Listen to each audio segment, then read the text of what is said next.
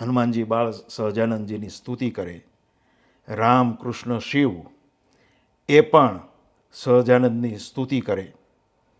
તો આ પ્રકારના વર્ણનો અને આ પ્રકારના લખાણો આ પરચા સાહિત્યમાં છે. તો ખરેખર આ તો ગેરમાર્ગે દોરનારું સાહિત્ય છે. તો એવું તે શું થયું કે ઝોન 5માં સામૂહિક હત્યા ન થઈ અને ઝોન 4માં થઈ, બાજુના ઝોનમાં? ત્યાં ગુલબર્ગ હત્યાકાંડ થયો, નરોડા પાટિયા હત્યાકાંડ થયો. સમયે ભારતમાં ક્યાંય રાક્ષસો હતા એવું કોઈ સમર્થન નથી, એવી કોઈ વિગત નથી. તો આ સહજાનંદજીએ કયા રાક્ષસને ભગાડ્યા એનો સવાલ છે અને એનો જવાબ મળતો નથી. તમને ઘરેથી કોઈ નથી કહેતું કંઈ રહેવા દો, રિટાયર્ડ લાઈફ જીવો શાંતિથી, આ બધા લોહી ઉકાળે શું કરવા કરો છો?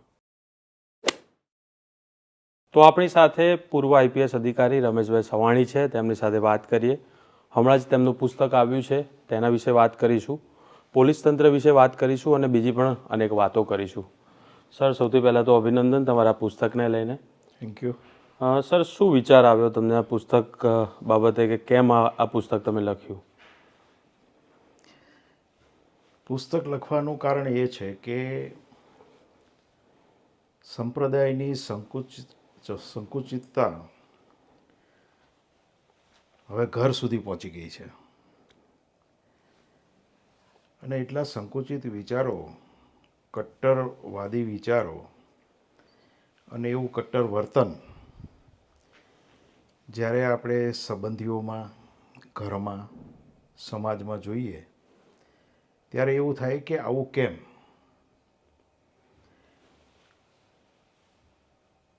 જેમ કે મારા એક સંબંધી છે, એમનો દીકરો એન્જિનિયર છે ને મારે ત્યાં રહેવા આવ્યો, તો એમના માટે ઘરમાં અલગ શાક બને, અલગ કઢી બને. તો આવું કેમ? તો કે ભાઈ એ લસણ અને ડુંગળી ખાતો નહોતો, ઉપરાંત એ કપાળમાં તિલક ચાંદલો કરતો હતો, એન્જિનિયર હોવા છતાં. મેં એને સમજાવ્યો કે આપણે આવા ટીલા ટપકા કરીએ એ ઉચિત નથી. એટલા માટે ઉચિત નથી, સુરક્ષાના કારણોસર પણ ઉચિત નથી. દાખલો પણ મેં આપ્યો કે અમદાવાદ સિટીમાં કારંજમાં કોમ્યુનલ થયું તો આ 2 પટેલોના ત્યાં સ્ટેબિંગ થયા અને એની હત્યા થઈ. એ સ્ટેબિંગ થવાનું કારણ એ હતું કે એના કપાળ ઉપર તિલક અને ચાંદલો હતો, એટલે જલ્દી એ આઈડેન્ટિફાઈ થઈ ગયા અને એની સ્ટેબિંગ થયું. તો એનો જીવ આ ટીલા ટપકા કે તિલક ચાંદલાએ બચાવી શક્યા નહીં. તો આવા ધાર્મિક ટીલા ટપકા સાથે જો આપણે રહેવું હોય તો અસુરક્ષા પણ આપણે સહન કરવી પડે અને આ ઉચિત નથી. આ બધું મેં એને સમજાવ્યું છતાં એના વિચારમાં પરિવર્તન ન થયું. તો મને એવું લાગ્યું કે આ પ્રકારના પ્રસંગો સમાજમાં ઘેરે ઘેરે બનતા હશે અને આવી કટ્ટરતા કેમ છે?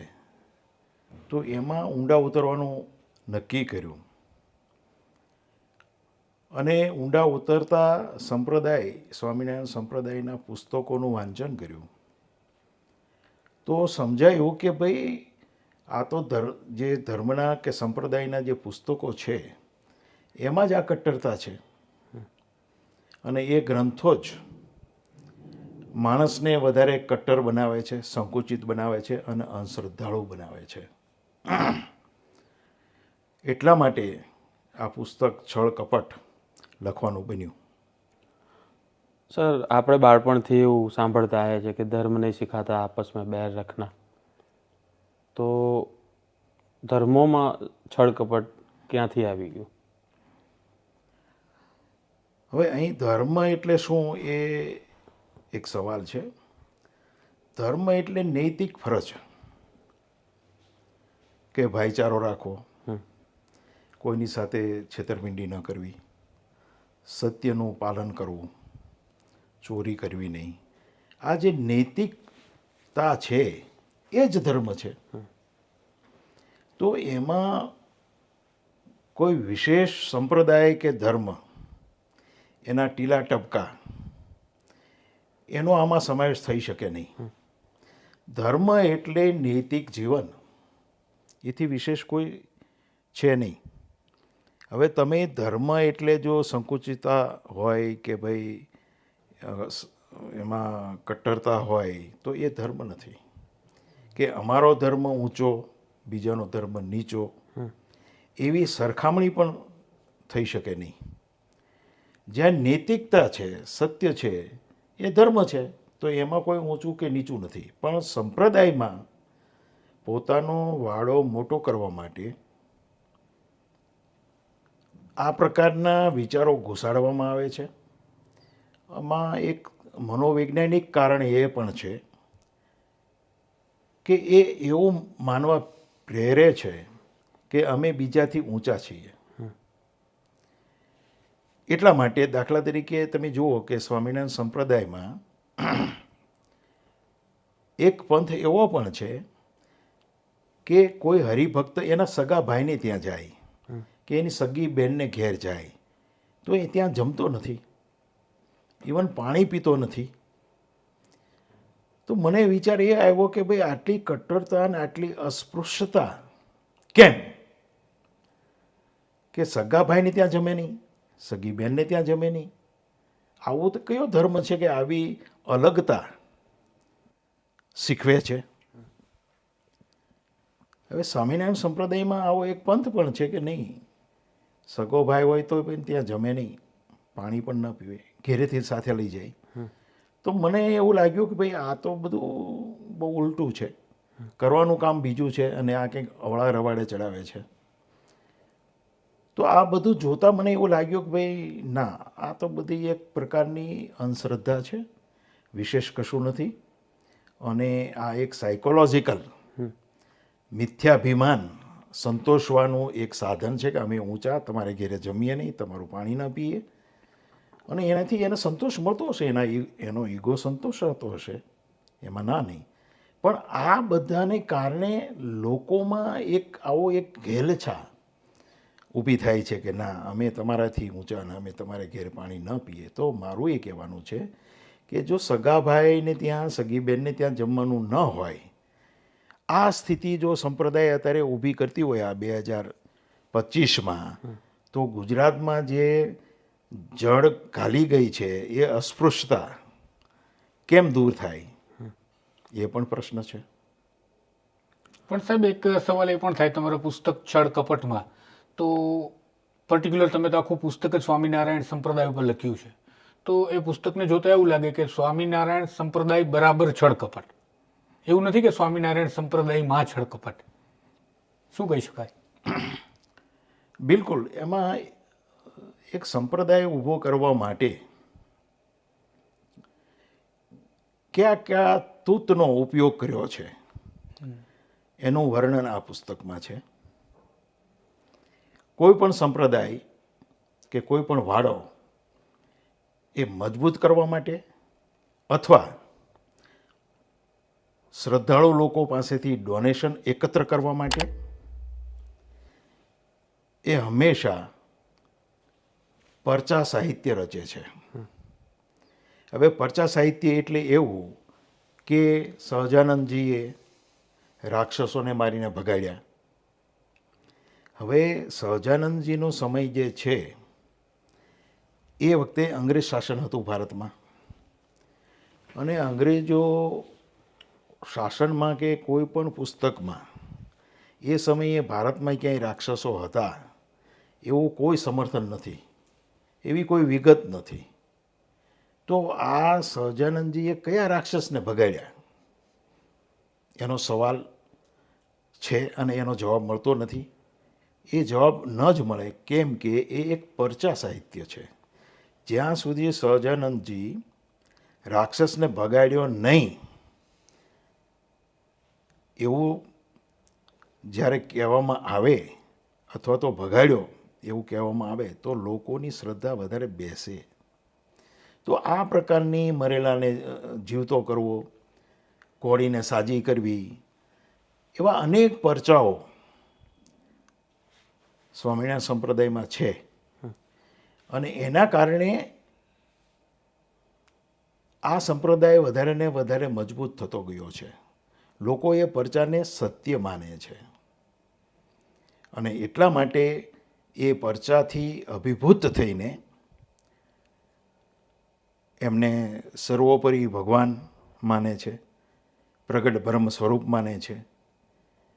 તો આ પરચા સાહિત્ય અને આ પ્રકારના તુત ઊભું કરવા પાછળનું કારણ માત્ર ને માત્ર સંપ્રદાયને મોટો કરવાનો, સંપ્રદાયનો વાડો વધારે મજબૂત થાય એ હેતુ છે.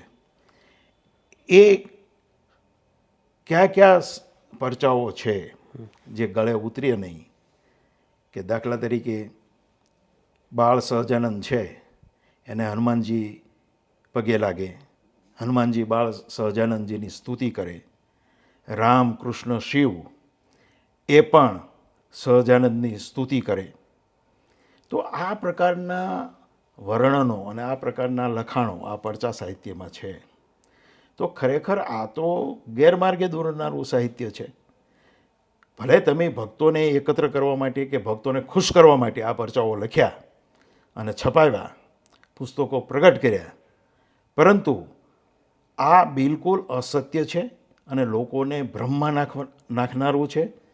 માત્ર ને માત્ર પોતાનો વાડો મજબૂત કરવા માટે, આર્થિક ઉપાર્જન માટે આવું અસત્ય સાહિત્યની રચના આ સંપ્રદાયે કરી છે.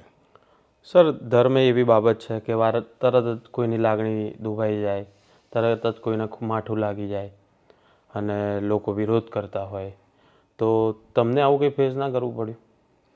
નહીં, એમાં લોકો તરફથી વિરોધ થાય. દાખલા તરીકે ફેસબુક ઉપર આપણે લખીએ તો ઘણા નારાજ પણ થાય, એવું બને.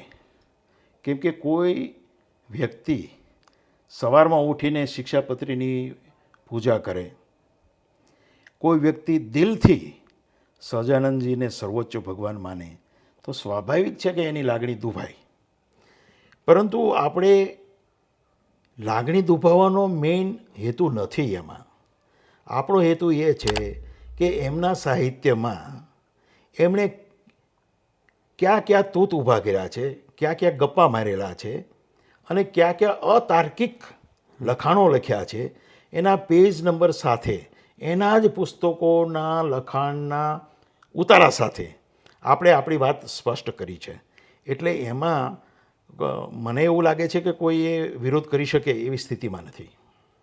જી સર, તો આ બધી જે જોવા જઈએ તો સંતો મહાત્માઓ જે કોઈ હોય છે, ધર્મના કોઈ પણ, પછી માત્ર સ્વામિનારાયણ સંપ્રદાય નહીં, તો બધા જ લોકો જે આવતા હોય છે એમના ચરણોમાં રાજનેતાઓ પડતા હોય છે.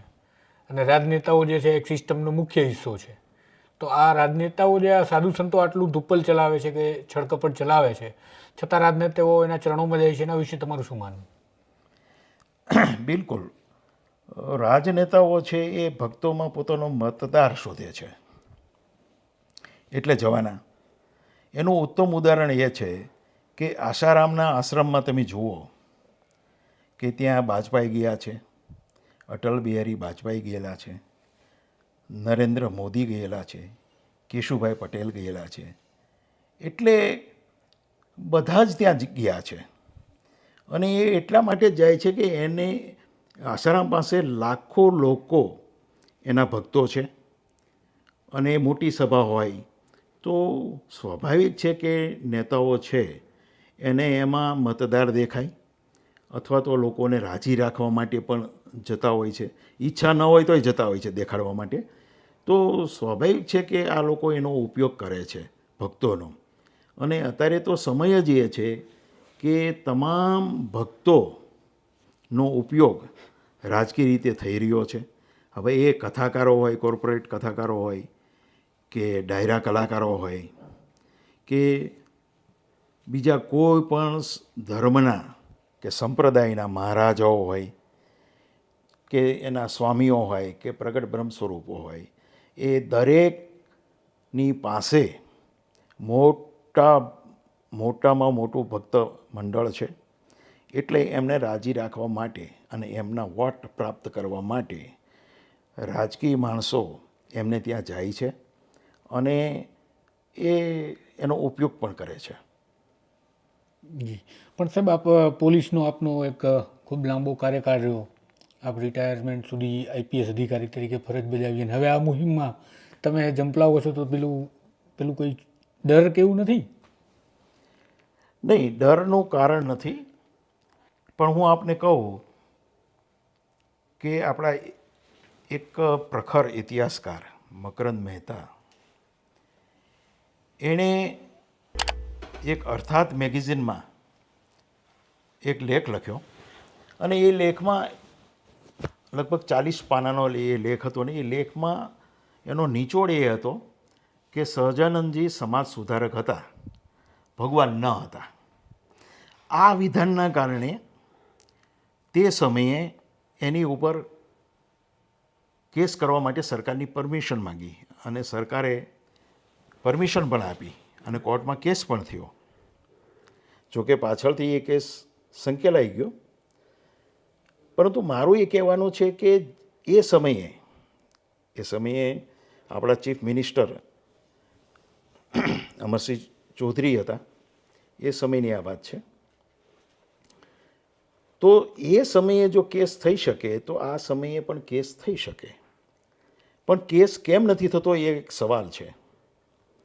એ એટલા માટે કેસ હવે નથી થતો કેમ કે આ સંપ્રદાયના જે કાળા ધોળા છે એ મીડિયામાં ખૂબ જ આવી ગયા છે. દાખલા તરીકે જમીનો પચાવવી, સ્ત્રી ભક્તો છે એનો દુરુપયોગ કરવો, જે નવા પાર્ષદો છે એટલે કે નવા ન્યૂકમર હજી ભક્તો છે એનું યૌન શોષણ કરવું, હત્યાઓ કરવી. તો આ પ્રકારના છળ કપટ ખૂબ જ મીડિયામાં આવી ગયા છે અને એની ચર્ચાઓ પણ મીડિયામાં ખૂબ થઈ છે. અને આપણે આ પુસ્તકની અંદર એ બધા જ કિસ્સાઓને આધારભૂત દસ્તાવેજો સાથે એની ચર્ચા કરી છે. એટલે હવે જે મકરંદ મહેતા સામે જે થયું તે હવે થઈ શકે એવી સ્થિતિમાં આ સંપ્રદાય રહ્યો નથી. એટલે જો તે કોઈ બદનક્ષી કે બીજો કોઈ કેસ કરવા જાય તો એને સાબિત કરવું પડે કે અમારા સંપ્રદાયમાં આવું કંઈ નથી. તો એ હવે સાબિત કરી શકે એવી સ્થિતિમાં નથી. એટલા માટે હાલ જે મકરંદ મહેતા સામે જે કેસ થઈ શક્યો તે કેસ થવાની શક્યતા હવે નથી.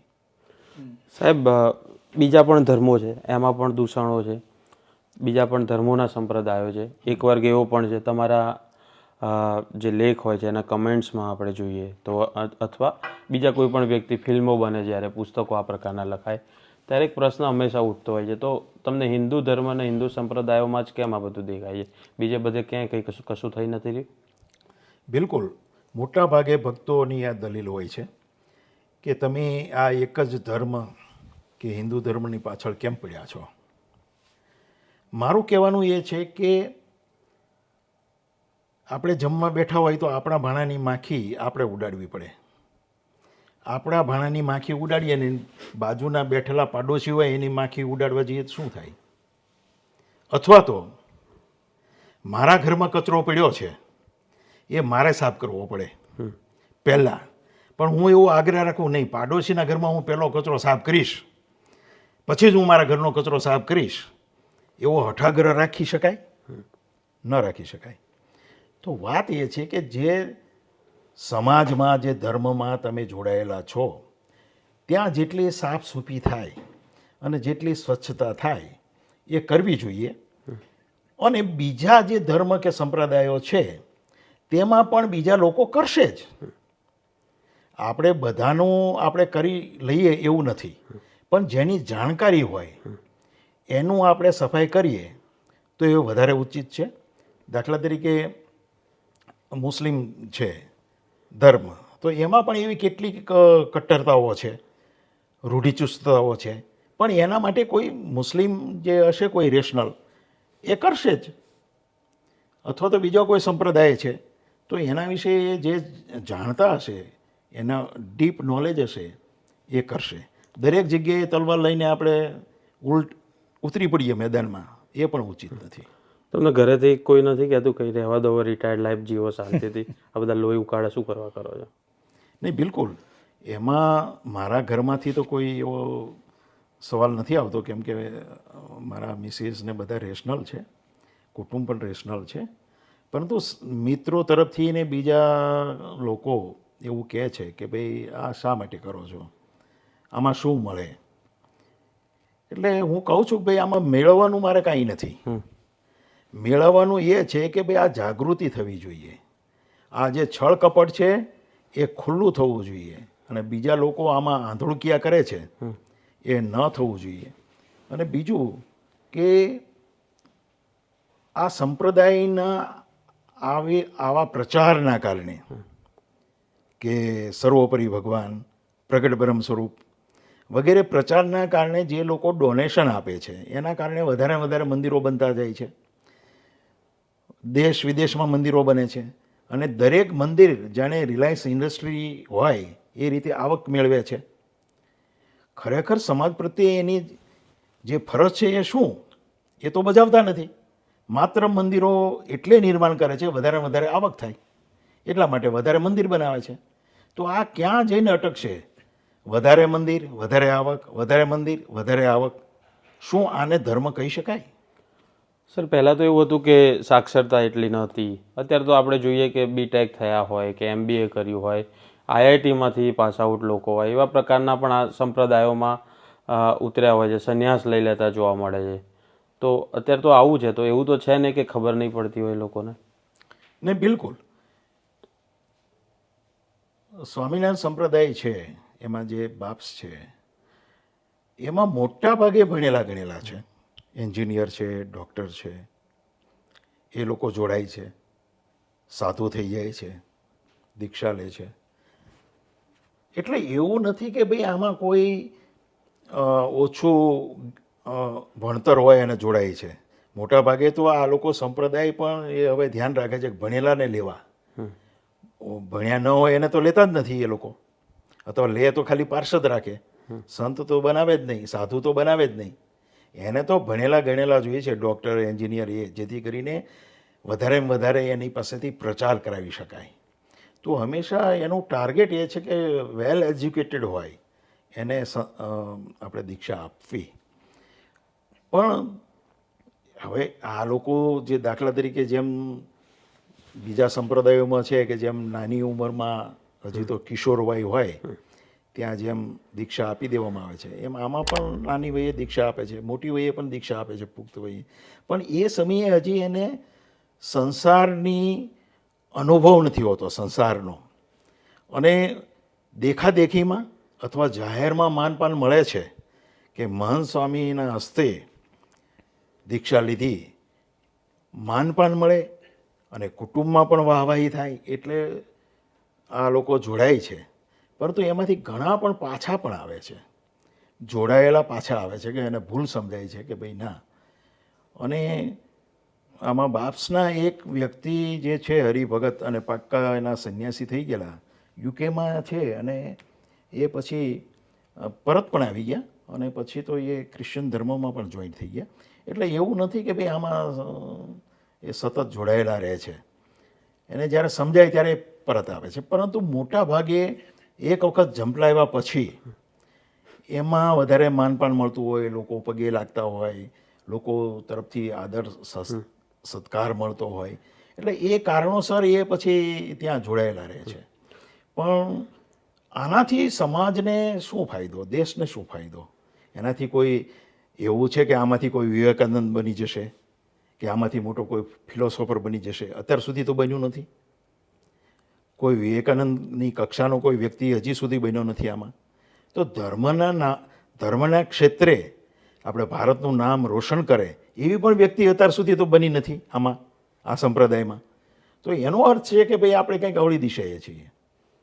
પણ સાહેબ તમે જે આ ધર્મની સાફ સફાઈનું બીડું અત્યારે રિટાયરમેન્ટમાં ઉઠાવ્યું છે, તમે ફરજ પર હતા એ દરમિયાન તમે ગુંડામાંથી રાજનેતાઓની સાફ સફાઈ માટેનું પણ એક મિશન ઉઠાવેલું, તો એ ઘટના વિશે પણ થોડી વાત કરીએ. તો જે મોટા ભાગે અસામાજિક તત્વો રાજનેતા બની જતા હોય એ પ્રકારનું આપની પોસ્ટ પરથી પણ લાગે, અત્યારે આપના ફેસબુકના જે આપના લેખન છે એના પરથી, તો એ કિસ્સા વિશે જો તમે વાત કરો તો. પોલીસ સર્વિસમાં હું જોડાણો ત્યારે મારો ધ્યેય એ હતો કે જે ગરીબ લોકો છે, વંચિત લોકો છે, જેમને ન્યાય મળતો નથી, એમને ન્યાય અપાવવો. આ એક હેતુ સાથે હું જોડાયેલો. અને સર્વિસ દરમિયાન મેં જોયું કે પોલીસની એટ્રોસિટી જે છે, પોલીસનું જે દમન છે, એ મોટા ભાગે ગરીબ, વંચિત, દલિત, આદિવાસીઓ ઉપર જ થાય છે. પણ જે સક્ષમ છે આર્થિક રીતે, સામાજિક રીતે, ધાર્મિક રીતે, એ લોકો ઉપર પોલીસ ક્યારેય દમન કરી શકતી નથી. એટલું જ નહીં, એને છાવરે પણ છે. દાખલા તરીકે એક પૈસાપાત્ર આરોપી હોય તો પોલીસ એની સેવા કરે, એને ટિફિન મળે એની પણ ચિંતા કરે, ઘરનું ટિફિન મળે એની. પણ જો ગરીબ હોય તો એના પ્રત્યે જુએ પણ નહીં. એટલે પોલીસનું કલ્ચર એવું છે કે ગરીબને એ માણસ માનતા જ નથી. હવે આ સંજોગોમાં, આ કલ્ચરમાં અને આ એક જેને કહેવાય ને કે એક ફ્યુડલ માનસિકતામાં આપણે એક ફરજ બજાવવી પોલીસમાં એ એક પડકારરૂપ છે. કેમ કે તમે ન્યાય અપાવવા માટે ગરીબની ફેવર કરો, તમે કોઈ આદિવાસીની ફેવર કરો, કોઈ ગરીબ મહિલાની ફેવર કરો, તો પોલીસ ડિપાર્ટમેન્ટ તમને એપ્રિશિએટ નહીં કરે. એ તો ત્યારે એપ્રિશિએટ કરે કે ભાઈ એના માણસોને તમે સાચવ્યા, એના જે ઉપયોગમાં આવે છે એવા બધાને તમે કંઈ છૂટછાટ આપી, તો આ જ હોય છે. એટલે ખરેખર એક જે સંવેદનશીલ પોલીસ ઓફિસર હોય એને પોલીસમાં ફરજ બજાવવી એ ખૂબ મોટો પડકાર છે. અને એના કારણે એને સહન પણ કરવું પડે. તમે કોઈને ન્યાય અપાવવા માટે જ્યારે ડિપાર્ટમેન્ટ સાથે પણ તમે લડો તો બને કે આ ટાઈપની માનસિકતાવાળા ઉચ્ચ અધિકારીઓ પણ તમને હેરાન કરે, અને આવું બનેલું છે. તો મેં જોયું છે કે ભાઈ પોલીસમાં ખરેખર લોકોની ફરિયાદ સાંભળવા માટે કે એની વેદના સાંભળવા માટે કોઈ અવકાશ નથી. માત્ર તમારી પાસે પૈસા અને સ્ટેટસ હોય તો તમને ન્યાય મળે છે, બાકી ન્યાય મળતો નથી. તો સર, પોલીસ અધિકારીઓ તો કથામાં કે સમાજના મંચ પર, રીલ્સમાં કે પછી સોશિયલ મીડિયાના પ્લેટફોર્મ પર જ્યારે પોતાનો કાર્યકાળ ચાલુ હોય ત્યારે તો બધી વાતો કરતા હોય છે મોટી મોટી, કે આ રીતે ન્યાય મેળવવો જોઈએ ને આ કરવું જોઈએ, તેમ કરવું જોઈએ. તો પછી એ અમલમાં નથી આવતું? નહીં, એ વાતો કરે છે જે લોકો, એવી મોટિવેશનલ વાતો કરે છે, પરંતુ ખરેખર એણે ફરજ દરમિયાન એવું કોઈ ઉદાહરણ પૂરું પાડ્યું? વાતો કરવી અને ફરજ બજાવવી એ બે ભિન્ન છે. અને આ રીતે ગરીબ લોકોને ન્યાય અપાવવો અને એના માટે કામ કરવું એ ઘણું અઘરું છે. કેમ કે ન તમને સિનિયર અધિકારી એપ્રિશિએટ કરે, ન સરકારે એપ્રિશિએટ કરે. માત્ર ગરીબ છે એ તમને ભગવાન માને. પણ એનાથી શું, જે વ્યક્તિ ખરેખર ફરજ બજાવે છે એને એક સંતોષ થાય કે મેં ગરીબને પણ ન્યાય અપાવ્યો. પણ બીજા કોઈ તો બધા નારાજ થવાના છે. તમારો એસીઆર લખનાર છે સિનિયર અધિકારી, એ તો તમારો એસીઆર જુદો લખશે, ડાઉનગ્રેડ કરશે. એ તો એમ લખશે કે ભાઈ આ તો મારી સૂચનાનું પાલન નથી કર્યું. તો એસીઆર સારો નહીં લખે, અને એસીઆર સારો નહીં લખે તો તમને પ્રમોશન નહીં મળે. તો આ જે એસીઆર લખવાની ને જે આખી પદ્ધતિ છે એ એક પ્રકારની ગુલામી સર્જે છે પોલીસ ડિપાર્ટમેન્ટમાં. અને એના કારણે જે અધિકારી ખરેખર સાચું કરવા માગે છે એ પણ કરી શકતો નથી. જે સત્યની ફેવર કરવા માગે છે, જે સાચા લોકોને મદદ કરવા માગે છે, એ પણ કરી શકતો નથી. એ પણ ડરે કે ઉપરી અધિકારી છે, મારો એસીઆર બગાડશે તો. તો આ વાર્ષિક ખાનગી અહેવાલ જે છે, એ પણ એક ગુલામીનું એક મોટું હથિયાર છે અને સિનિયર અધિકારીઓ એનો દુરુપયોગ કરે છે. તો પછી સર આમાં તો ગુનેગારને મોકળું મેદાન મળે અને ફરિયાદી હેરાન થાય. આવું જ જો સતત થતું આવે તો. બિલકુલ. વચ્ચે હું એક કહું કે શંકરસિંહ જ્યારે મુખ્યમંત્રી હતા, એ સમયે એણે એક સરસ પરિપત્ર બહાર પાડેલો કે ગુના વધી ગયા છે એ કારણસર કોઈ સિનિયર અધિકારી તાબાના અધિકારીનો વિરુદ્ધ અહેવાલ લખી શકશે નહીં. હવે એ પરિપત્ર બહાર પાડવાનું આ લખવાનું કારણ એ હતું કે ગુનાઓ વધી જાય છે એના કારણે જો એસીઆર નબળો લખાતો હોય તો કોઈ પોલીસ અધિકારી એફઆઈઆર નોંધે જ નહીં અને નોંધતા પણ નહોતા. તો એ વખતે એમનો ઈરાદો એ હતો કે લોકોની ફરિયાદ રજીસ્ટર થાય મેક્સિમમ અને લોકોને સંતોષ મળે. ફરિયાદ તો લખાય, ભલે ન્યાય મળે અલગ છે, એની માનો ચોરી થઈ હોય તો રિકવરી થાય કે ન થાય એ અલગ વસ્તુ છે, પણ પોલીસ સ્ટેશને જાય ને શાંતિથી એની ફરિયાદ લખાય તો પણ નાગરિકને 60-70% તો સંતોષ થઈ જાય. હવે આ આખો આઈડિયા હતો, પણ તમે જુઓ કે સરકારો પછી ઉથલી ગઈ, પછી ઘણી સરકારો આવી, પણ તેમ છતાં હજી એનો અમલ શક્ય બન્યો નથી. અને અત્યારે તો મેક્સિમમ ગુનાનું બર્કિંગ, ગુનાનું મિનિમાઇઝેશન અત્યારે થઈ રહ્યું છે. અને અત્યારે અને ગૌરવ લે છે, શરમજનક બાબત એ છે કે ડીજી પણ ગૌરવ લે છે કે ગુના ઘટ્યા. એટલે પણ ગુના કેવી રીતે ઘટે જ્યારે આટલી બધી વસ્તી વધી, આટલું શહેરીકરણ વધ્યું. આજથી તમે 20 વર્ષ કે 30 વર્ષ પહેલાં અમદાવાદ સિટીનું જુઓ તમે અને આજે એની વસ્તી જુઓ, એનો વિસ્તાર જુઓ. તો જ્યારે અને આજે આટલી બેકારી છે, આટલી બેરોજગારી છે, તો એવા સંજોગોમાં ગુના કઈ રીતે ઘટે? ન શરીર સંબંધી ગુના ઘટે, ન મિલકત સંબંધી ગુના ઘટે. ગુના ઘટી શકે નહીં. જો કોઈ એમ કે ગુના ઘટ્યા છે તો એ લોકોને ઉલ્લુ બનાવે છે. તો સર કયા રિફોર્મ્સ લાવવા જોઈએ તો લોકોને પણ એમના કામ થાય, એમની ફરિયાદ સાંભળવામાં આવે અને પોલીસ પણ એવું વર્તન કરે કે ભાઈ તું આવ્યો છું તો કે હા ભાઈ તારી વાત તો સાંભળી લઈએ. નહીં, આ રિફોર્મ્સ લાવવા માટેની એક જબરજસ્ત ઝુંબેશ પંજાબના પૂર્વ ડીજીપી પ્રકાશસિંહે લડ્યા હતા અને એને સુપ્રીમ કોર્ટમાં આ અંગે અપીલ પણ કરી અને સુપ્રીમ કોર્ટે અનેક ધોકા માર્યા રાજ્ય સરકારોને કે તમે આ માટેનો કંઈક સુધારો લાવો. પણ તેમ છતાં એ અનેક ધોકાઓ છતાં આજે પરિસ્થિતિમાં કોઈ ફેર નથી અને વધારેમાં વધારે તંત્ર જડ થતું જાય છે અને નિર્ભર થતું જાય છે અને સંવેદનહીન થતું જાય છે. હવે આમ જોઈએ તો નેશનલ પોલીસ કમિશને હમ. કુલ લગભગ 8 અહેવાલો આપ્યા છે અને એમાં બધા જ જે છે ભલામણો, બધી જ ભલામણો પણ આપી છે. અને એ ભલામણોમાંથી જો એ ભલામણોનો અમલ જો થાય તો આખું તંત્ર સુધરી જાય એમ છે, પણ કોઈને એમાં રસ નથી. એમાં એક ભલામણ તો એ છે કે ભાઈ પોલીસ ડિપાર્ટમેન્ટને સ્વતંત્ર કરવું જોઈએ, રાજકીય જે હસ્તક્ષેપ થાય છે એ ન થવો જોઈએ. હવે આ ભલામણનો અમલ તો કોઈ રાજકીય પક્ષ કરવા માંગતું નથી, કોઈ સત્તા ઉપર જે છે એ લોકો કરવા જ માંગતા નથી. બીજું, સુપ્રીમ કોર્ટે જ્યારે આની ઉપર હથોડા માર્યા, રાજ્ય સરકારોને ચીફ સેક્રેટરીને બોલાવ્યા, ત્યારે બહુ તો એ થયું કે પોલીસ કમ્પ્લેઇન ઓથોરિટીની રચના થઈ. હવે આપણે ગાંધીનગર ખાતે એક પોલીસ કમ્પ્લેઇન ઓથોરિટી છે. હવે તમે જુઓ કે એને કોઈને ન્યાય અપાયો? આ રચના થઈ ત્યારથી અત્યાર સુધીમાં એક પણ કેસમાં કોઈ ફરિયાદીને ન્યાય અપાયો?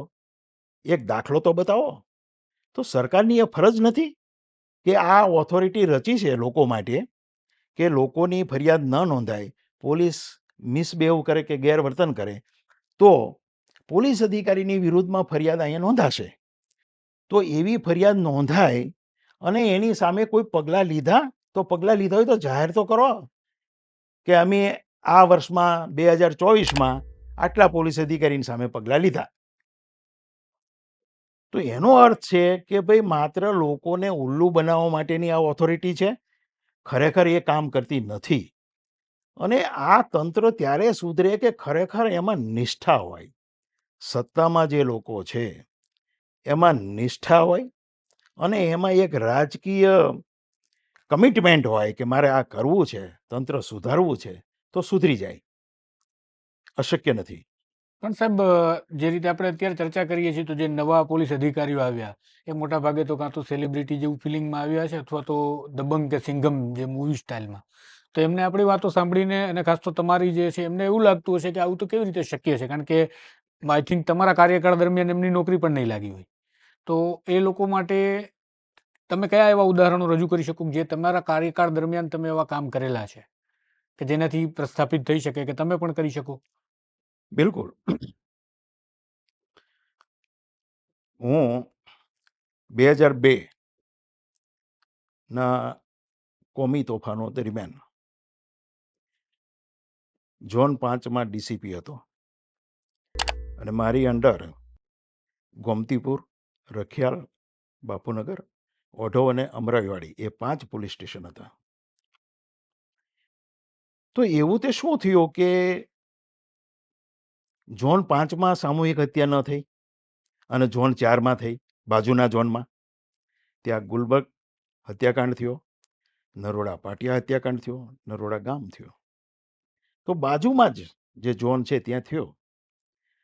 અને અમારામાં ત્યાં રખિયાલમાં તો 90% મુસ્લિમ હતા. ગોમતીપુરમાં દલિતો અને મુસ્લિમોની સરખી વસ્તી છે અને ખૂબ સેન્સિટિવ છે ગોમતીપુર. તેમ છતાં એવી સામૂહિક હત્યાઓ આપણે નિવારી શક્યા. એનું કારણ એ છે કે ભાઈ તમે આખી રાતનો ઉજાગરો કરીને જે શક્ય હતું એ કર્યું. એટલે કે જે મુસ્લિમો છે એ મદદ માંગવા માટે આવ્યા તો એને મદદ કરી. હવે કઈ મદદ કરી? તો કે ભાઈ એને ખબર પડી ગઈ, બપોરના લગભગ 12:30 ખબર પડી ગઈ કે ગુલબર્ગ સળગી ગઈ છે અને ઇવનિંગમાં ખબર પડી કે ભાઈ નરોડા પાટિયામાં એટલા માણસોને મારી નાખ્યા છે. તો રાત્રે આ લોકોએ અમારી પાસે આવ્યા અને એ સમયે ત્યાં મુસ્લિમ જે આગેવાનો છે આવ્યા કે ભાઈ અમને કોઈ પણ રીતે બચાવો.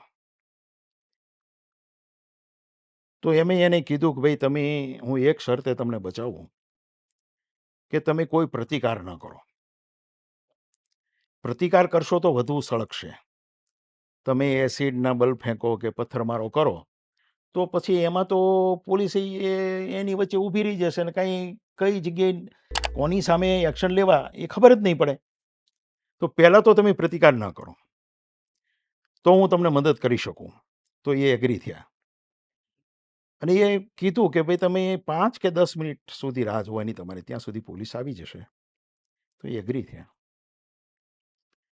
અને એ અમે એક્શન પ્લાન અમલમાં મૂક્યો. રાત્રે અમે સક્સેસ ગયા. 4-5 જગ્યાએ જ્યારે ફોન આવ્યા કે અહીંયા સાહેબ સળગાવે છે, અમે તરત પહોંચી ગયા, તરત એક્શન લીધા. પછી એને વિશ્વાસ બેસી ગયો કે નહીં, પોલીસ સિવાય તો આપણે કોઈ બચાવી શકે એમ છે નહીં. પછી એ બધા આવ્યા કે સાહેબ આ તો આટલા માણસો બાજુના વિસ્તારમાં મોટી સંખ્યામાં કતલ થઈ ગઈ છે, સળગાવી દીધા છે, તો અમને પણ ભય છે કે અમને સળગાવી દેશે. તો મેં કીધું તો બોલો તમારે શું ઈચ્છા છે? તો એણે કીધું કે ભાઈ અમને એક કામ કરો કે અમારે અહીંથી ભાગી જવું છે, અમારે અહીંથી વિસ્તાર છોડી દેવો છે, તમે મદદ કરો. મેં કીધું બરાબર છે. તો અમારી પાસે પ્રિઝન વાન હતી અને બીજા વાહન પણ હતા. તો એક પીએસઆઈ અને 2-3 પોલીસ એક બસમાં ચડાવી દીધા અને એને કીધું કે ભાઈ કઈ સોસાયટીમાંથી તમને ડર છે? તો એ સોસાયટીમાં એપાર્ટમેન્ટમાં ઊભા રાખ્યા અને ચડી ગયા બધા માણસો, બાળકો, મહિલાઓ બધા. તો એ કે અમારે મહેમદાવાદ જવું છે, કોઈ કીધું કપડવંજ જવું છે, કોઈ બીજી જગ્યાએ કીધું, અને અમે રવાના કરી દીધા. આખી રાત આ ઓપરેશન ચાલ્યું. એનો અર્થ એમ થાય કે એ દિવસે અમે આ જે છે હત્યાકાંડની જે નાઇટ છે એ અમે આવી રીતે એને બચાવી શક્યા. તો એક પ્રકારનું આયોજન અને જે તાબાના અધિકારીઓ છે એને સમજ કરી કે ભાઈ આ એવો જુવાળ છે કે આપણા કંટ્રોલમાં નહીં રહે. એક વખત વિસ્ફોટ થયો તો આપણે જે બાજુમાં હત્યા થઈ એવી જ થશે. એટલે આખી રાતનો ઉજાગરો કરીને પણ આપણે એને રિમૂવ કરો અહીંથી અને જ્યાં એની ઈચ્છા છે ત્યાં મોકલી આપો અને એનો બંદોબસ્ત આપો સાથે પોલીસ ને પીએસઆઈ સાથે. તો આખી રાત અમે આ કર્યું. તો એના કારણે એક બનાવ એ બન્યો કે જે એ ખાલી કરીને ગયા હતા એપાર્ટમેન્ટ, તો નીચેથી ઉપર સુધી 5 માળ સળગાવી દીધા. બાપુનગરની બોર્ડર ઉપર છે રખિયાલને. પણ એમાં કોઈ એક પણ માણસ નહોતો એટલે બધા બચી ગયા. લોકોના જીવ બચી ગયા. લોકોના જીવ બચ્યા. મિલકત ભલે સળગી પણ લોકોના જીવ બચી ગયા. હવે એ જે એપાર્ટમેન્ટમાં એ 500 માણસો હશે, અમે રાત્રે લગભગ 500 જેટલા ફેર લોકોને સ્થળાંતરિત કર્યા. હવે એ લોકોને આજે ખબર હશે કે અમે આ બહાર ગયા એટલે બચ્યા, નહીં તો અમારી સ્થિતિ પણ ગુલબર્ગ અને નરોડા પાટિયા જેવી થાત.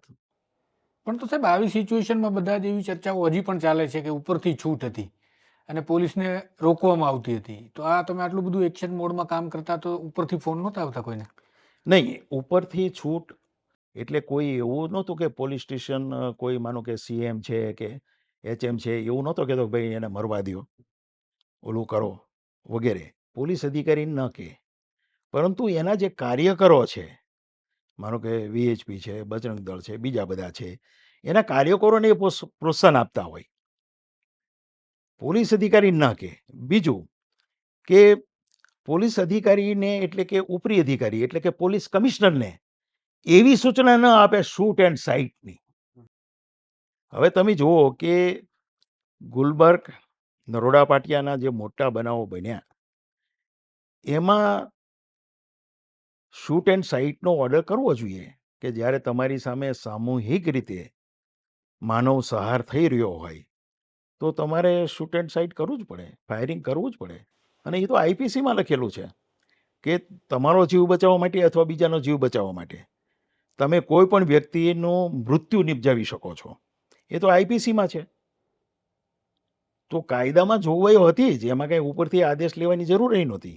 પણ સર થયું નહીં. પણ થયું નહીં. એનું કારણ એ છે કે બધા પોલીસ કમિશનર બાજુ જુએ કે ભાઈ ક્યારે ઓર્ડર આવે, પોલીસ કમિશનર ગાંધીનગર બાજુ જુએ ક્યારે ઓર્ડર આવે. તો આ સ્થિતિના કારણે આખું સળગ્યું અમદાવાદ, જે શરમજનક કહેવાય. તો ટૂંકમાં પોલીસ છે એ ઉપર ગાંધીનગરના આદેશ થાય તો જ કામ કરે, ઇન્ડિપેન્ડન્ટ નથી. નહીં, કરવું જોઈએ.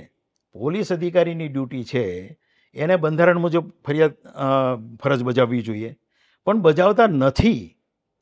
અને આજુબાજુનું હવામાન જોવે તો એ હવામાન નથી જોવાનું, એને તો કાયદાની જે ડ્યુટી, કાયદાએ જે ફરજ આપી છે એ ફરજ મુજબ એને જ્યાં એક્શન લેવાના છે. હવે જો તમે ન લ્યો તો એ તો પોલીસ અધિકારીની ભૂલ છે. દાખલા તરીકે ગુલમર્ગ સોસાયટીમાં જ્યારે ટોળું આવ્યું હિંસક, તો એ હિંસક ટોળાનો સામનો કરવા માટે માનો કે એમાંથી ફાયરિંગ થયું હોય, કોઈ કર્યું, કોઈ મુસ્લિમે, બરાબર. પણ એ ક્યારે કર્યું કે તમારું આખું હિંસક ટોળું ત્યાં પહોંચી ગયું, ત્યારે સ્વ બચાવમાં કોઈ ફાયરિંગ કર્યું. હવે તમે એમ કહો કે એણે ફાયરિંગ કર્યું એટલે અમે આ બધું સળગાવ્યું, તો એવી ઇલોજિકલ દલીલો કરે છે અત્યારે લોકો.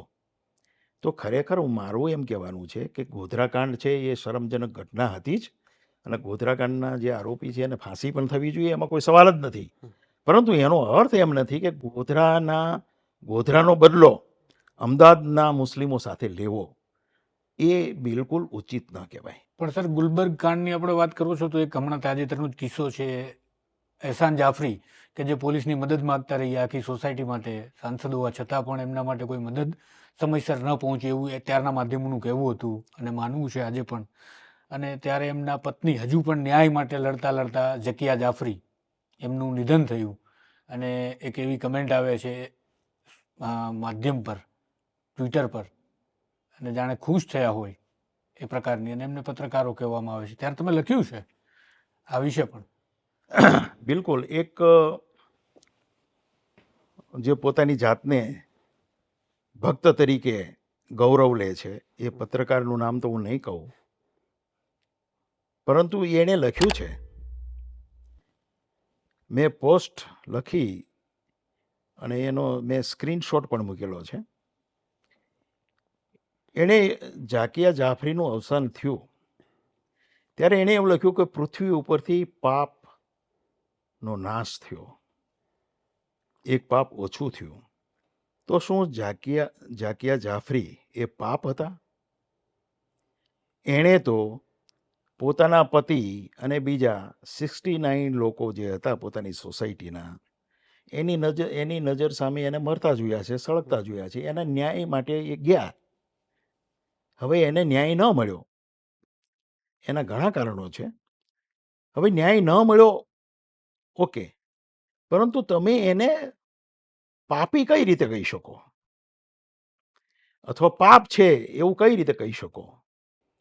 તો આ જે મેન્ટાલિટી છે એ એક પ્રકારની ધર્મ ગાંડપણ કહી શકાય આનું, એક ભક્ત ગાંડપણ કહી શકાય.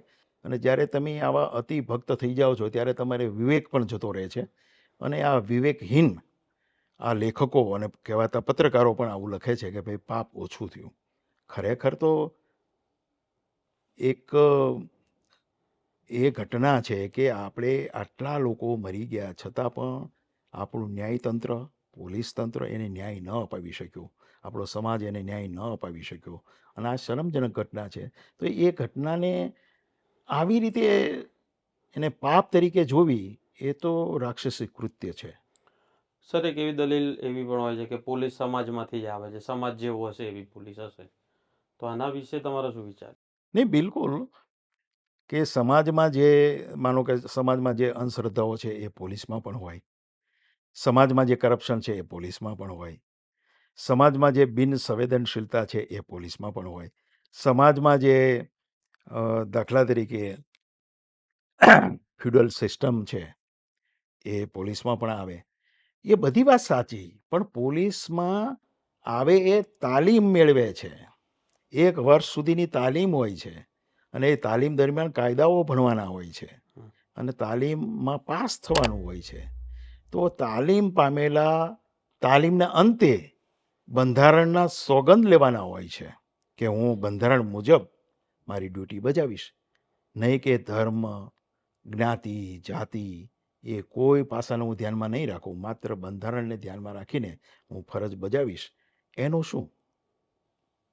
જી, પણ સર આ તમે કીધું એ પ્રકારે કે પોલીસની ફરજ માટે એમને ટ્રેનિંગ આપવામાં આવે છે, આ બધું જ આપવામાં આવે છે, પરંતુ જે પ્રકારે હું જોઉં છું કે જ્યારે યુવાનો તૈયારીઓ કરતા હોય છે ત્યારે ઘણી વખત ગુજરાતમાં ક્યારેક પેપર લીક થાય છે અથવા તો પેપરના કોઈ પ્રશ્નો થાય ત્યારે એ જ યુવાનો બૂમબરાડ કરતા હોય છે કે પોલીસ તાનાશાહ છે, પોલીસ આ પ્રકારનું વર્તન કરે છે, ગેરવર્તન કરે છે, અને બાદમાં એ જ લોકો પોલીસ બનીને આવે છે ત્યારે એમની સ્થિતિ આ જ રહે છે. તો આ મનોસ્થિતિ સમાજની બની ગઈ છે કે પછી બનાવી દેવામાં આવી છે રાજનેતાઓ દ્વારા? નહીં, બિલકુલ, એ પ્રશ્ન સરસ કર્યો કે જે લોકો યુપીએસસીની તૈયારી કરે છે અને આઈએસ આઈપીએસની તૈયારી કરે છે ત્યારે એના સપનાઓ હોય છે કે હું સમાજમાંથી અને તંત્રમાંથી હું એમ કે ભ્રષ્ટાચાર દૂર કરીશ, લોકોને ન્યાય આપીશ. પરંતુ જેવો એ આમાં જોડાય છે થોડા સમયમાં એ પોતે જ અન્યાય કરતો થઈ જાય છે. એવું જ પોલીસમાં છે કે પોલીસની તૈયારી કરે ત્યારે એના એવા રમાનો હોય કે હું ન્યાય કરીશ અને સાચી રીતે ફરજ બજાવીશ, પણ જેવો પોલીસમાં આવે એટલે એ જ પોલીસનું જે કલ્ચર છે, પોલીસની એક સંસ્કૃતિ છે, જે મેં વાત કરી કે ફ્યુડલ કલ્ચર છે, સામંતવાદી કલ્ચર છે, એમાં એ રંગે રંગાઈ જાય છે. જેમ બીજા છે એમ કરવા લાગે. દાખલા તરીકે એનો પીએસઆઈ કે પીઆઈ કે એમ કરે અને એની નકલ કરતો થઈ જાય. પીઆઈ, પીએસઆઈ, એસીપી કે ડીવાયએસપીની નકલ કરતો થઈ જાય. ડીવાયએસપી છે એ એસપીની અને ડીઆઈજી કે આઈજીની નકલ કરતો થઈ જાય. તો આમ એક પ્રકારનું એક જે કહેવાય કે એટલું બધું ત્યાં દૂષણ છે કે એ દૂષણની અસર નવો આવનાર પોલીસ કર્મી ઉપર પડે છે. આ એના જેવું છે. દાખલા તરીકે જેને આપણે એમ કહીએ છીએ ને કે કોઈ પેલેસ હોય કે કોઈ બંગલો હોય એની એક બારી તૂટલી હોય તો ત્યાંથી નીકળે કોઈ પણ માણસ તો એને એમ થાય આ કાચ તૂટેલો છે તો લાવો ને એક હું પથ્થર મારું, તો એ મારે. એમ ધીરે ધીરે બધી બારીઓ ફૂટી જાય. તો પોલીસમાં પણ એવું છે કે આ કરે છે ને તો આપણે કરીએ, એમાં શું વાંધો? આ સાહેબ આવું કરે છે ઇલીગલ તો આપણે કરીએ. એમ ધીરે ધીરે ઓલું બંધારણના શપથ પણ ભૂલાઈ જાય, તાલીમ પણ ભૂલાઈ જાય અને આખું કલ્ચર જે છે એમાં રંગે રંગાઈ જાય. અને એના કારણે હવે એને એમાંથી પાછા રોકવાની કોઈ સિસ્ટમ જ નથી પોલીસ પાસેથી કે ભાઈ આમાં ન રંગાય. એની કોઈ સિસ્ટમ પોલીસ તંત્રમાં છે જ નહીં. એટલે આખું તંત્ર એક રંગે રંગાઈ જાય અને અંતે નાગરિકોને અન્યાય સહન કરવો પડે છે. અને આજે તમે જુઓ કે સરકારની સામે સૌથી વધારે જો કોઈ આક્રોશ હોય અથવા તો વિરોધ હોય તો એ પોલીસ ડિપાર્ટમેન્ટનો છે કે પોલીસ ફરિયાદ જ નથી નોંધતી. તમે આજે કોઈ પણ સોસાયટીમાં જાઓ અને પૂછો કે પોલીસ ફરિયાદ નોંધે છે તો લગભગ બધા 90% ના પાડશે કે ના, પોલીસ તો ફરિયાદ લેતી જ નથી અથવા ત્યાં જવાય જ નહીં, કેમ કે આ મિસબિહેવ કરે, આપણે ઉતારી પાડે, હવે તો અપમાન કરે. એવું કહે છે ટૂંકા વસ્ત્રો પહેરીને આવું ને એવું પણ બોર્ડ લાગ્યા હતા બોપલ પોલીસ સ્ટેશન. હા, પણ એટલી બધી ચિંતા કરે છે તો ખરેખર ફરજની ચિંતા કરો ને. આપણે કપડાની ચિંતા કરો છો, એ કરતાં ડ્યુટીની ચિંતા કરો ને. વાત એ છે કે આપણે ખાલી દેખાડો કરવો છે. આપણે કોઈને આવા બોર્ડ મારીને આપણે કોઈ પર્ટિક્યુલર રાજકીય પક્ષને વાલા થવું છે પોલીસને તે આવા બોર્ડ મારો છો. તમે એવી ફરજ કેમ નથી બજાવતા કે લોકો સામેથી જ સારો તમને રિસ્પોન્સ આપે? એવું તો થતું નથી. અત્યાર સુધી આપણે એવી વાતો સાંભળતા સીન સપાટા કરે અને પોલીસ ઉપાડી જાય કે એને સીધા કરી દે, પણ હવે એને ઉપાડીને પોલીસ જ સીન સપાટાના નામે વરઘોડા કાઢે છે. અને જો કે પોલીસે કહ્યું કે પછી આવું વરઘોડા જેવું કંઈ હોતું નથી. નહીં, બિલકુલ. એટલે એમાં એવું છે કે ભાઈ વરઘોડા કઢાય આરોપીના ને એ બધા કાઢતા હતા જે જૂના જમાનામાં, એ બધું બરોબર છે. પણ જ્યારે માનવ અધિકાર છે, માનવ અધિકાર પંચ છે, હાઈકોર્ટ છે અને લોક જાગૃતિ હવે આવી છે, તો એ સમયે તમે આવા વરઘોડા ન કાઢી શકાય. જૂના જમાનામાં 30 વર્ષ પહેલાં કાઢતા હતા, એટલે અત્યારે કાઢવા એ હવે ન ચાલે. એ સમયે મોબાઈલ નહોતા, અત્યારે મોબાઈલ છે, કોઈ પણ શૂટ કરી લે અને તમને હાઈકોર્ટમાં પિટિશન કરીને એ મોબાઈલનું મૂકી દે તો તમને સજા થાય. તો હવે ટેકનોલોજી પણ ઉપયોગ કરે છે, ઠેર ઠેર સીસીટીવી કેમેરા છે. એટલે હવે તમે જો વરઘોડા કાઢવા ગયા તો તમે ચોક્કસ તમે જેલમાં હો અથવા તો ડિપાર્ટમેન્ટલ એક્શન તમારી સામે લેવાય. અને બીજું કે જે વસ્તુ આપણે કાયદામાં જોગવાઈ જ નથી એવું કરવું શા માટે જોઈએ? મોટા ભાગે વરઘોડા એટલે કાઢે છે કે પોલીસની નિષ્ક્રિયતા એમાં છુપાઈ જાય છે અને પોલીસની વાહવાહી થાય, એટલે વરઘોડા કાઢે છે. એટલે આ એક શોર્ટકટ છે જે ઉચિત નથી. પણ સર આમાં છે ને વરઘોડા સમયે એક દલીલ એવી રજૂ થતી હોય છે. આમ તો હું વરઘોડાને એવું માનું છું કે વરઘોડો આરોપી કરતાં વધારે પોલીસનો નીકળતો હોય એવું લાગે છે. તમે કીધું એમ નિષ્ક્રિયતા, પોલીસની નિષ્ક્રિયતા હતી ત્યારે વરઘોડા કાઢવા પડે છે. પણ વરઘોડાની એક એવી દલીલ રજૂ કરવામાં આવે છે કે આ તો ગુંડો છે, ક્રિમિનલ છે, પેલો છે, પણ કાયદા પણ છે આપણી પાસે.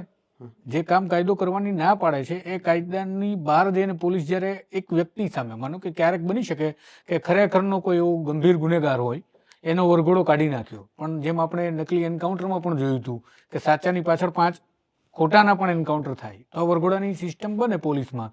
તો તમને લાગે છે, કારણ કે ઘણી જગ્યાએથી એવા આક્ષેપો પણ લાગે કે પોલીસ વરઘોડો નહીં કાઢવાનો તોડ શીખી છે હવે, સિલેક્ટિવ વરઘોડા જ નીકળે છે. હા, અને સિલેક્ટિવ વરઘોડા નીકળે છે. નહીં, વરઘોડા કોના નીકળે છે એ સમજવાની જરૂર છે. કે જે ગરીબ છે, જેની કોઈ ઓળખાણ નથી, દલિત છે, આદિવાસી છે, એના વરઘોડા નીકળે છે. પણ તમે જુઓ કે મોરબીમાં 135 લોકો ગટરનું પાણી પીને મરી ગયા, એના જે આરોપી છે એનો વરઘોડો નીકળ્યો. રાજકોટમાં 27 લોકો સળગીને મરી ગયા, એ આરોપીનો વરઘોડો નીકળ્યો. વડોદરામાં હરણી તળાવમાં જે ભૂલકાઓ શાળાના ડૂબી ગયા, એના જે આરોપી છે એનો વરઘોડો નીકળ્યો. સુરતમાં તક્ષશિલામાં જે છોકરાઓ 3જા 4થા માળેથી કૂદકો મારીને નીચે પડ્યા અને ગુજરી ગયા, એના આરોપીઓનો વરઘોડો નીકળ્યો. હવે આટલા ગંભીર અને ઘાતકી ગુનાઓમાં જો વરઘોડો ન નીકળે અને એક સામાન્ય બાબતમાં વરઘોડો નીકળે તો એ ઉચિત નથી. એટલે હંમેશા વરઘોડો બિચારા લાચાર લોકોનો, એટલે લાચાર આરોપી નો નીકળે, નહીં કે તાકાતવર આરોપીનો. મને એ કહો કે ગુજરાતના 1 થી 10 ટોપ ગુંડાઓ, તમે વિચારી શકો કે કોણ ગુંડાઓ છે, એનો ક્યારેય વરઘોડો નીકળ્યો છે? તો વરઘોડો ગરીબ લોકોનો કાઢવાનો છે ભાઈ. આ તો કયા પ્રકારનું ન્યાયતંત્ર છે કે પોલીસ તંત્ર છે? ગરીબને તો વરઘોડા કાઢવા હોય પોતાના લગ્નના તોય સંઘર્ષ કરવો પડે છે. એને તો પોલીસ પ્રોટેક્શન માંગવું પડી રહ્યું. બિલકુલ. અને તમે જુઓ કે એક દલિતને વરઘોડો કાઢવો હોય અને પોલીસ પ્રોટેક્શન હેઠળ કાઢે અને છતાં પણ અટકચાળો થાય, હમ. એ બતાવે છે કે આપણો સમાજ કઈ દિશામાં જઈ રહ્યો છે. પણ સર, લો મેકર ગૃહ રાજ્યમંત્રી ખુદ વરઘોડાનું સમર્થન કરતા નિવેદનો આપે, તો જ્યાં કાયદાની અપેક્ષા હોય, જ્યાં કાયદો જીવંત હોવો જોઈએ, તો આ બાબતને તમે કેવી રીતે જુઓ છો? ને બિલકુલ ગૃહમંત્રી જે આ પ્રકારે જાહેરમાં નિવેદન આપે છે એ શરમજનક છે. અને ગૃહમંત્રીના આવા નિવેદનના કારણે જ અમુક પોલીસ કર્મચારીઓને કે અધિકારીઓને આવું પ્રોત્સાહન મળે છે કે આવો એક વરઘોડો કાઢશું તો આપણી વાહવાહી થશે અને HM સાહેબને ખૂબ ગમશે. તો આ પ્રકારની એક મેન્ટાલિટી પણ પોલીસ ફોર્સમાં ઉદ્ભવે છે અને એના કારણે પણ એક આવો વેગ મળે છે આવી ગેરકાયદેસર પ્રવૃત્તિ કરવાનો અને વરઘોડા કાઢવાની પ્રવૃત્તિને પણ વેગ મળે છે. તો ખરેખર ગૃહમંત્રીએ વિચારીને આવા નિવેદનો કરવા જોઈએ અને કાયદા મુજબ એક્શન લેવાય એનો આગ્રહ રાખવો જોઈએ, નહીં કે તાળીઓ પાડવા માટે આપણે ગમે એવું બોલીએ, એ ઉચિત નથી. પણ સાહેબ, તમારા સમયના જે ગૃહમંત્રી હતા, અત્યારના ગૃહમંત્રીને આપણે જોઈએ છીએ, એ ગૃહમંત્રીના વખતમાં પણ તમે આટલી પ્રામાણિકતાથી નોકરી કરી, કામ કરીને બતાવ્યું, તો બીજા પોલીસ અધિકારીઓને એટલો બધો ડર શા માટે લાગે છે કે HM સાહેબને આપણે નહીં ગમીએ અથવા તો ત્યાં બટર પાલિશ નહીં કરીએ તો નહીં મેળ પડે? હું મારા સમયના ગૃહમંત્રી હરેન પંડ્યાની વાત કરું. હરેનભાઈએ ક્યારેય પણ પોલીસને ફોન નહોતો કર્યો, કોઈ પોલીસ અધિકારીને પણ ફોન નહોતો કર્યો કે તમે આમ ડ્યુટી બજાવજો. એટલી છૂટ હતી કે જે એક્શન લે એ પ્રોપર હોવું જોઈએ, કાયદા મુજબનું હોવું જોઈએ. એણે ક્યારેય પોલીસને ટોક્યા નથી. ત્યારે એ સ્વતંત્રતા હતી પોલીસ પાસે કે સારું કામ કરીએ, કાયદા મુજબનું કામ કરીએ તો એપ્રિસિએશન મળતું હતું સરકાર તરફથી. ત્યારે એવી સરકાર હતી. આજે એ હાલત નથી. એ પછી પણ બીજા સર ગૃહમંત્રી પાસે તમે નોકરી કરી ચૂક્યા, આમ તો એવું કહી શકાય. ના, એ જે હરેન પંડ્યાની જે કમિટમેન્ટ હતું પબ્લિક સેફટી માટેનું, લોકો માટેનું, એવું કમિટમેન્ટ બીજા કોઈમાં જોવા નથી મળ્યું. અચ્છા, ઠીક છે. તો આપણી સાથે સવાણી સાહેબે ખૂબ સમય આપ્યો અને આપણી સાથે ખૂબ ચર્ચાઓ વાત કરી. એમની જે મહત્વની વાત છે, એમનું પુસ્તક છળકપટ સાગર. તો એ છળકપટ પુસ્તક જરૂરથી વાંચજો, જેથી ધર્મના ઘણા બધા છળકપટ વિશે તમને ખબર પડશે. એ માત્ર કોઈ સંપ્રદાય પૂરતી વાત સીમિત નથી. દરેક ધર્મના અંધ બનતા પહેલા એક પુસ્તક એ વાંચવું જોઈએ. નીચે લિંક ડિસ્ક્રિપ્શનમાં આપીએ છીએ કે પુસ્તક તમને કેવી રીતે મળશે, એના વિશેની વિગતો ડિસ્ક્રિપ્શનથી આપ જોઈ શકશો. નમસ્કાર. અને જો વિડીયો તમને પસંદ આવ્યો હોય તો લાઈક કરજો, શેર કરજો. તમારા પણ કોઈ નિવેદન હોય, તમને પણ કોઈ સલાહ હોય તો ચોક્કસ કમેન્ટ કરજો. અમે રિપ્લાય આપવાનો પ્રયત્ન કરીશું અને આ જ રીતે અમારી સાથે જોડાયેલા રહેજો. Thank you very much.